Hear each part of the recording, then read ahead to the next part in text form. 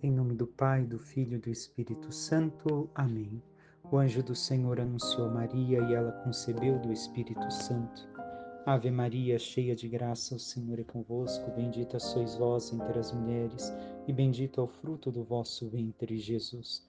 Santa Maria, Mãe de Deus, rogai por nós, pecadores, agora e na hora de nossa morte. Amém. Eis aqui a serva do Senhor. Faça-se em mim segundo a vossa palavra.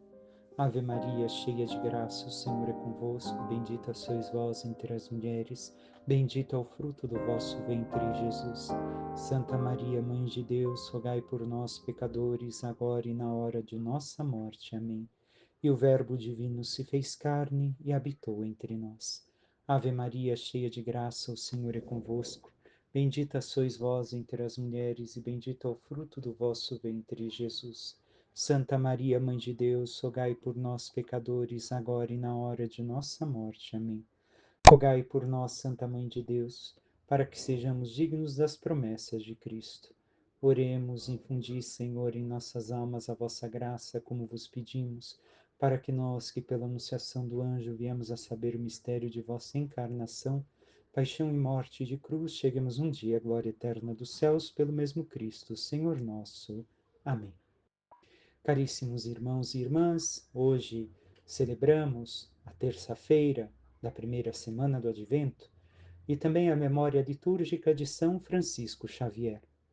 Ele que é justamente o padroeiro das missões, o grande propagador do Evangelho e tinha o sonho de evangelizar toda a região da China e do Japão. Seu maior sonho era chegar no Japão, mas faleceu antes. O que temos a aprender com as leituras de hoje? Primeiro, com o santo de hoje, a sermos missionários. Onde quer que estejamos e onde quer que o Senhor nos permita caminhar em nossas vidas, devemos de anunciar o Evangelho, de sermos aquilo que o Senhor nos chamou, seus discípulos. Mas a primeira leitura, e esta semana, toda semana ouviremos o profeta Isaías. No capítulo 11, hoje, nos diz o quê? Naqueles dias, nascerá uma haste do tronco de Jessé e a partir da raiz surgirá o rebento de uma flor. Esta é a primeira parte da leitura, que hoje se divide basicamente em três partes.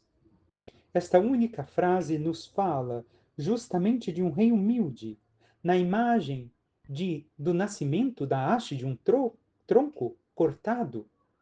É dali que nascerá esta raiz de Davi. Nós bem sabemos que aqui se concluiu plenamente em Jesus. Esta é a parte que fala, Santo Tomás nos recorda, e vamos ver ele também ao longo do texto, Santo Tomás, Cristo enquanto o seu nascimento, a sua humildade, a sua total entrega, abaixando-se a nossa fraqueza, a nossa humanidade, para ser o nosso Salvador. Continua a leitura. Sobre ele repousará o Espírito do Senhor, o Espírito de sabedoria e discernimento, o Espírito de conselho e fortaleza, Espírito de ciência e temor de Deus. No temor do Senhor encontra ele o seu prazer. Ele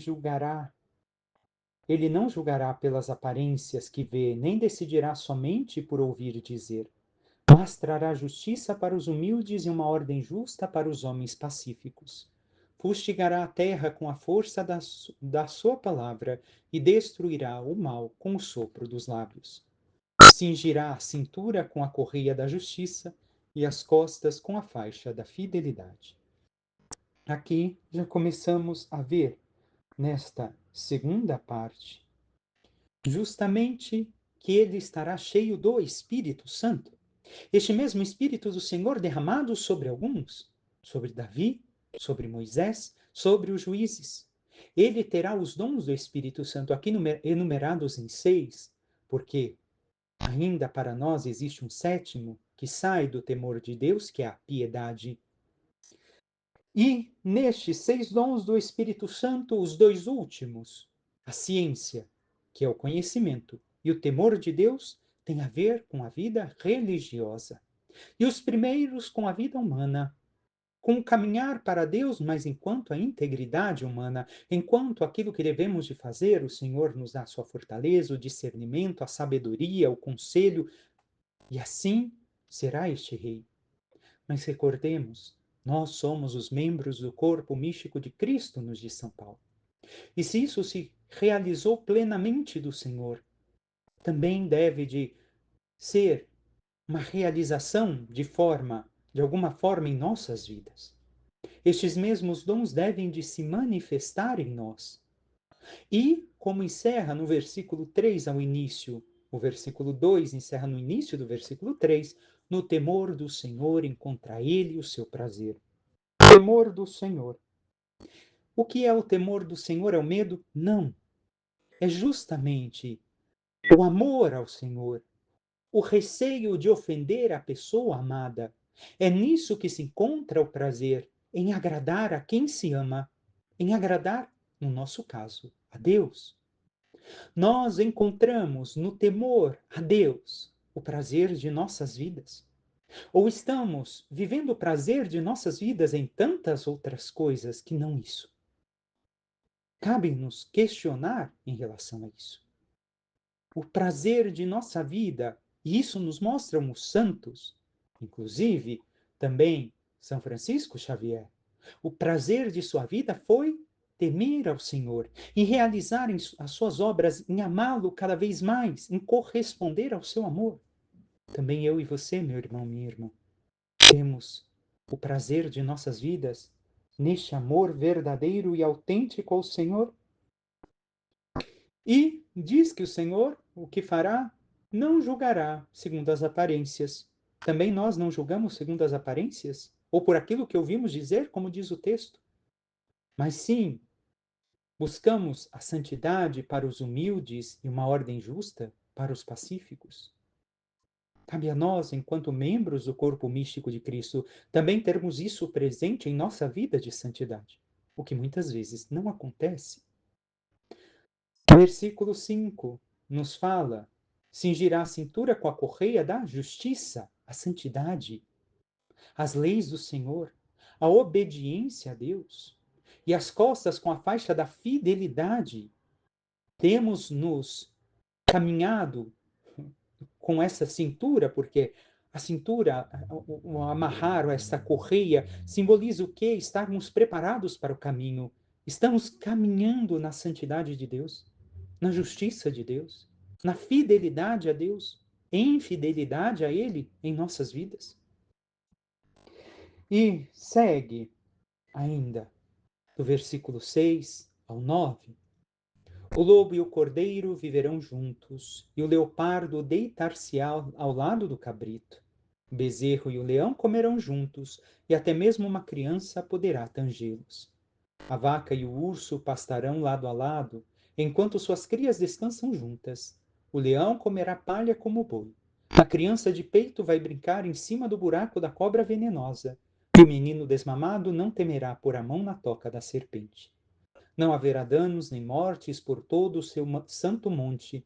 A terra estará tão repleta do saber do Senhor quanto as águas que cobrem o mar. O que designa esta parte do texto? A restauração do paraíso e a harmonia que existia no mesmo, antes do pecado. Justamente por viverem a lei do Senhor, por buscarem a sua justiça e santidade, toda a restauração daquilo que era o paraíso que o Senhor Deus criou se dá. Por causa desta vida, em Deus. Não somente aos homens que desobedeceram e pecaram, que, obedecendo a Deus, trazem de volta esta sintonia com a criação, mas também a toda a criação, que, sofrendo as consequências do pecado do homem, trouxe toda esta também destruição, todo esse caos entre os animais. Mais uma vez, temos vivido os ensinamentos do Senhor. E o versículo 9 ainda nos diz que o que receberão não é o conhecimento do bem ou do mal, como queriam Adão e Eva, mas receberão como dom encher-se do conhecimento de Deus. É isso que é importante. Encher-se do conhecimento de Deus. encher-se da graça de Deus, do seu amor, da intimidade com Ele. E aqui está a segunda parte, do versículo 2 ao 9, que até agora escutamos. A primeira parte nos falou em Cristo enquanto seu nascimento, a segunda em Cristo enquanto sua santidade e a qual nós somos chamados a viver. E o último versículo fala da sua dignidade, da dignidade de Cristo. Naquele dia, a raiz de Jessé se erguerá como um sinal entre os povos. Jesus, hão de buscá-la as nações, e gloriosa será a sua morada. Isto, o texto de hoje, é justamente mais uma vez um ânimo que nos dá. A esperança que o Senhor, que castigou o seu povo por causa do pecado, vai resgatar o povo que castigou, vai trazê-lo de volta à via da salvação. Mas este mesmo povo deve de se colocar a caminho, deve de se unir à vontade de Deus. O salmo de hoje é o Salmo 72, 71, que nos diz no seu refrão: nos seus dias a justiça florirá e a paz em abundância para sempre. E nos fala o quê?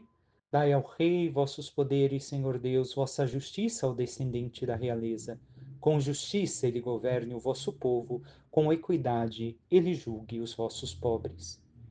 É isso que pede ao longo do salmo, é uma oração ao rei, onde pede justamente que o Senhor Rei possa reinar sobre o seu povo segundo a santidade de Deus, coisa que, infelizmente, os nossos governantes, dizendo ter um Estado laico e muitos deles se esquecendo de sua fé, se esquecem de fazer. O rei católico deveria de agir segundo Deus, segundo o coração de Deus, e não segundo a sua vontade.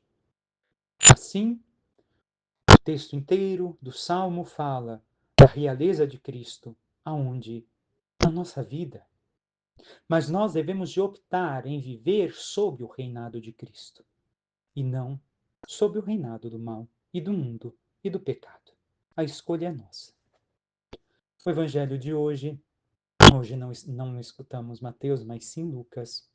É Lucas 10, 21 a 24, próprio para a memória de São Francisco Xavier. Naquele tempo, Jesus exultou no Espírito Santo e disse: Eu te louvo, Pai, Senhor do céu e da terra, porque escondeste essas coisas aos sábios e inteligentes e as revelastes aos pequeninos. Sim, Pai, porque assim foi do teu agrado. Tudo me foi entregue pelo Pai. Ninguém conhece quem é o Filho a não ser o Pai, e ninguém conhece quem é o Pai a não ser o Filho, e aquele a quem o Filho o quiser revelar. Jesus voltou-se para os discípulos e disse-lhes em particular: Felizes os olhos que veem o que vós vedes, pois eu vos digo que muitos profetas e reis quiseram ver o que estáis vendo e não puderam ver, quiseram ouvir o que estáis ouvindo e não puderam ouvir. Palavra da salvação. Glória a vós, Senhor. Vemos no Evangelho de hoje, Jesus que exulta em oração e louva o Pai, porque revela a quem? Aos pequeninos, aqueles que verdadeiramente amam a Deus. Jesus nos pede para sermos como quê? Como crianças. E o que quer dizer? Criança é totalmente dependente de seus pais. Uma criança de 2 anos não sabe cozinhar, não sabe fazer as coisas, não sabe cuidar da casa. Necessita em tudo de seus pais. Um bebê, ainda mais. E é isso que Jesus nos pede, que sejamos espiritualmente e também na nossa vida dependentes de Deus e não das coisas, e não do mundo, e não dos prazeres. Se nós viramos as costas para Deus e não nos tornamos pequeninos e queremos ser inteligentes, sábios, segundo aquilo que o mundo ensina, nós perdemos a graça de que o Pai se revele a nós através de seu Filho, através de sua vida. Temos sido humildes, irmão e irmã. Nós temos reconhecido a nossa pequenez e que somos como crianças dependentes em tudo de Deus. Se Ele quiser tirar o nosso respiro, tudo se acaba. Temos reconhecido e assim buscado realizar em tudo as obras de Deus, até mesmo em nossas vidas, olhando para a vontade de Deus realizar tudo aquilo que temos que realizar.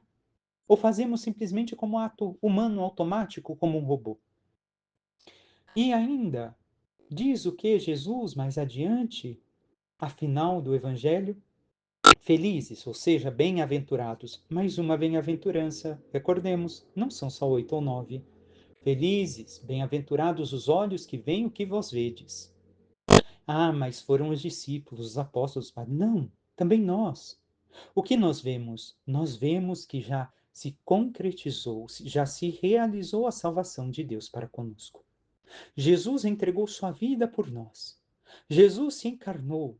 Jesus padeceu. Jesus morreu. Jesus ressuscitou e nos deu a vida nele. Também nós vemos a realização das promessas de Deus que veremos realizadas plenamente na glória dos céus. Nós vemos a presença de Deus na Eucaristia, corpo, sangue, alma e divindade de Jesus na Santíssima Eucaristia. Quantos gostariam de ver o que nós vemos e não veem? Ainda no mundo de hoje, tão afastado e tão distante de Deus, muitas pessoas não têm acesso à Eucaristia, em especial nos países onde o cristianismo é perseguido, onde o cristianismo não pode entrar. E nós somos e nos consideramos bem-aventurados por termos esta presença salvadora de Jesus e Jesus se revelar a cada um de nós. Somos pequeninos e humildes ao ponto de queremos cada vez mais conhecer melhor na intimidade a este Deus tão amoroso para conosco. Encerra o texto, repito, pois eu vos digo, muitos profetas e reis quiseram ver o que estáis vendo e não puderam. Quiseram ouvir o que estáis ouvindo e não puderam ouvir. Nós, o que fazemos daquilo que vemos? Daquilo que nos é dado da fé? Nós realmente exultamos de alegria e nos alegramos, e mesmo quando vemos que estamos falhando em certas coisas, nos propomos a recomeçar o caminho, a caminhar segundo a vontade de Deus, ou vivemos murmurando e reclamando? Quantos católicos hoje querem fazer a Deus segundo a sua vontade? Não é assim, irmão e irmã. É nós que devemos de nos fazer segundo a vontade de Deus e não mudar suas palavras. Nós temos nos alegrado por ver tudo aquilo que o Senhor nos deixou. Temos nos alegrado por ouvir tudo aquilo que o Senhor nos fala e que é útil para a nossa salvação, para a nossa conversão, para a nossa mudança de vida. E nos alegrando, passamos a viver segundo tudo aquilo que o Senhor nos indica e nos aconselha para sermos felizes nesta vida e um dia eternamente nos céus. Não sejamos orgulhosos. Sejamos os pequeninos do Evangelho de hoje. Nos coloquemos neste autêntico seguimento de Jesus, neste autêntico reconhecimento que somos nada, somos uma criança pequena, totalmente dependente da ação da graça, do amor de Deus, para que assim possamos, nos abandonando nos braços de Deus, receber dele tudo aquilo que é necessário e escutar dele tudo o que devemos de ouvir, e assim, vivendo cada vez mais segundo a nossa fé e a Eucaristia, nos unirmos de tal modo a Cristo, para entrarmos um dia na sua glória. Peçamos à Santíssima Virgem Maria, nossa Mãe, que interceda por cada um de nós e nos ajude a sermos como crianças nos braços dela e também de Deus, para que, sendo totalmente envolvidos por Ele e nos deixando guiar por Sua vontade e pela voz do Seu Espírito Santo, nos deixemos transformar pela Sua graça e, vivendo cada vez mais na intimidade e oração, possamos merecer um dia a glória dos céus. Louvado seja o nosso Senhor Jesus Cristo, para que sempre seja louvado. Que Deus os abençoe em nome do Pai, e do Filho, e do Espírito Santo. Amém. Uma excelente terça-feira a todos.